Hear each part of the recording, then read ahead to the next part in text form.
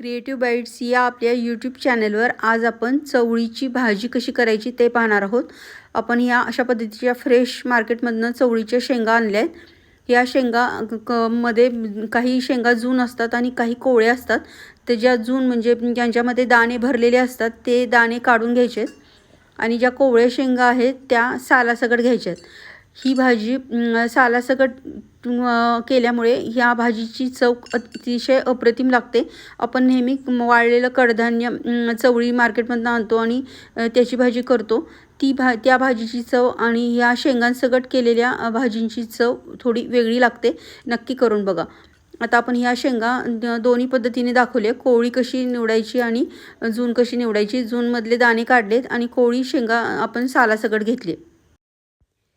ही भाजी निवडायला थोडा वेळ लागतो, पण आपल्याला ही भाजी जर खायची असेल तर थोडी मेहनत घ्यावी लागते, पण खायला ही भाजी अतिशय चविष्ट आणि अप्रतिम लागते।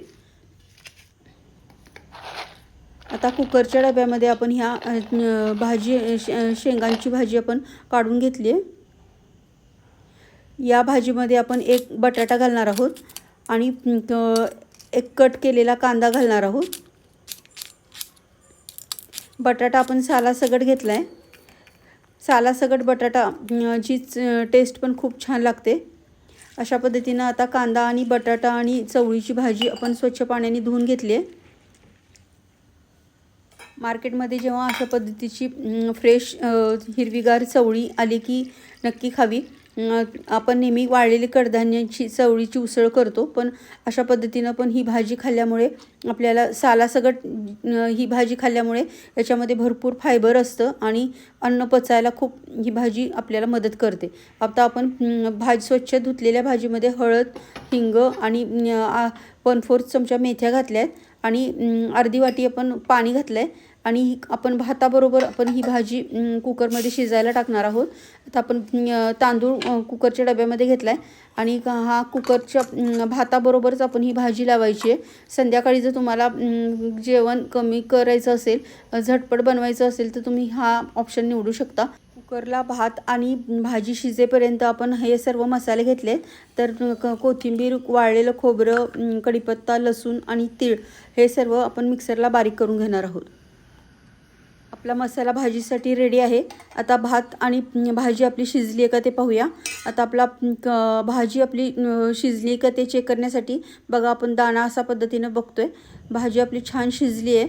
आता आपण या भाजीला फोडणी द्यायची आहे। त्यासाठी आता आपण लोखंडाची कढई घेतली आहे। लोखंडाची कढई प्रथम गरम करून घ्यायची आहे।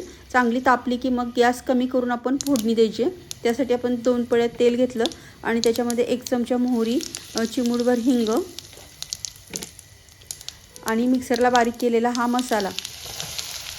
आपण भाजीमध्येच कांदा आणि बटाटा घातलेला आहे, त्यामुळे वेगळा आपण कांदा घालायचा नाही आहे फोडणीला। या पद्धतीने भाजी केल्यामुळे वेळ वाचतो आणि संध्याकाळी जर तुम्हाला झटपट जेवण बनवायचं असेल तर तुम्ही अशा पद्धतीने ही भाजी तयार करू शकता। आता आपण थोडीशी कोथिंबीर घातली आहे फोडणीमध्ये। अशा पद्धतीने हाताने तोडून कोथिंबीर घातली तर भाजीची चव खूप छान येते। आणि हा पुदिना आहे, हा सुद्धा आपण थोडे तुकडे करून त्याच्यामध्ये टाकले। 4 पानच फक्त आपण पुदिन्याचे वापरले आणि आपण भाजीमध्ये हळद घातलेली आहे, त्यामुळे थोडीशी हळद घालायची आहे। आणि कांदा लसूण मसाला मी वापरते। कांदा लसूण मसाल्यामध्ये कांदा, लसूण, अद्रक, कोथिंबीर सर्व घातलेलं असतं।